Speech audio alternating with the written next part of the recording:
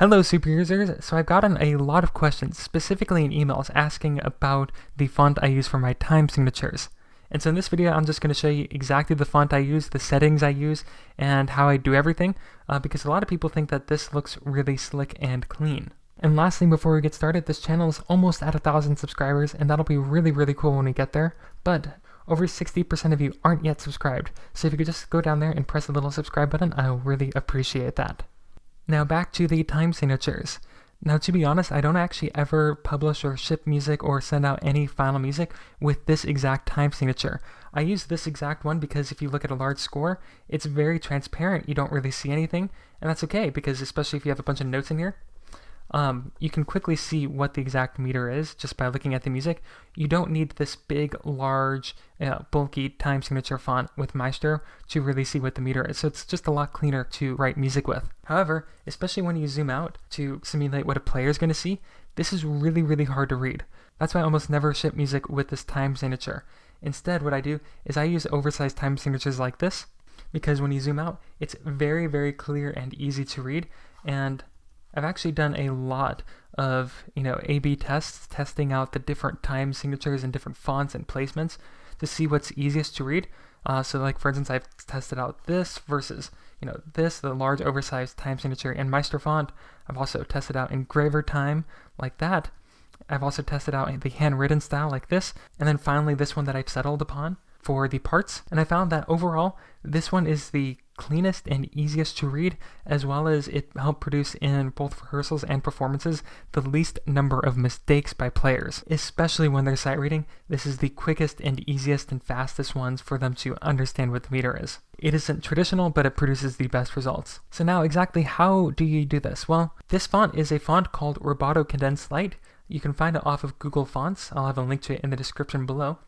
And here there's basically like 800 free fonts you can use for pretty much whatever purpose you want, commercial and otherwise. So let's just type in real quickly for Roboto Condensed, and then you have this font. And then you just want to click Download Font Family and install it as you would any other normal font. On Mac, and I believe the process is similar on Windows, what you do is you just highlight all of the font files that you've downloaded, and then double click them, and then install font in Font Book.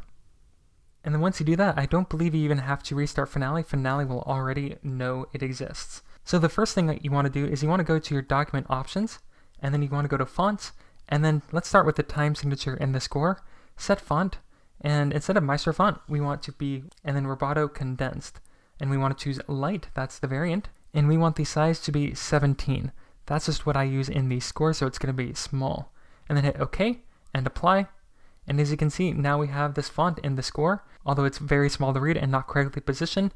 So under time signatures, we're now going to position it. So I believe it's just -1 space downwards on both of those, and that should line it up perfectly. But like I mentioned, that's not exactly what I have for the parts. In the parts, I have this oversized time signature version, and we're going to go back to your document options under fonts, and under parts, we're going to set font, and we're going to set this to Roboto Condensed, and again, choose light. Font size, let's say 26, and then we don't need to check any of these boxes. Hit OK, and apply. And if we go back to our parts, you can see now they're nice and large, but again, it's a little bit offset. So we're going to go to the same place, go to time signatures, and then under parts, we're going to say -0.5, like that, and then -2.5. Again, these are all in spaces, and if we hit apply, you should now see that they're nicely lined up.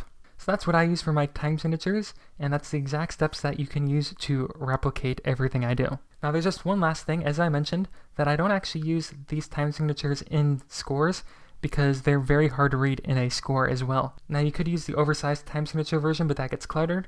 Instead, I use, if we just create a new score real quickly, I use this big, large time signature font. I believe this is another engraver font, and I have a video on how to do this exact thing that I'll link to in the description below. So those are the time signature fonts I use and how you can set it up on your computer if you so wish to use these. Again, just realize that this is not a standard combination, but it is the most effective time signature font I've found so far. So if you found this video at all helpful, make sure to hit the like button. That way I know you want more content just like this. And again, we're almost at 1,000 subscribers, so please subscribe if you haven't already, and share this video to as many people as possible so we can reach that milestone.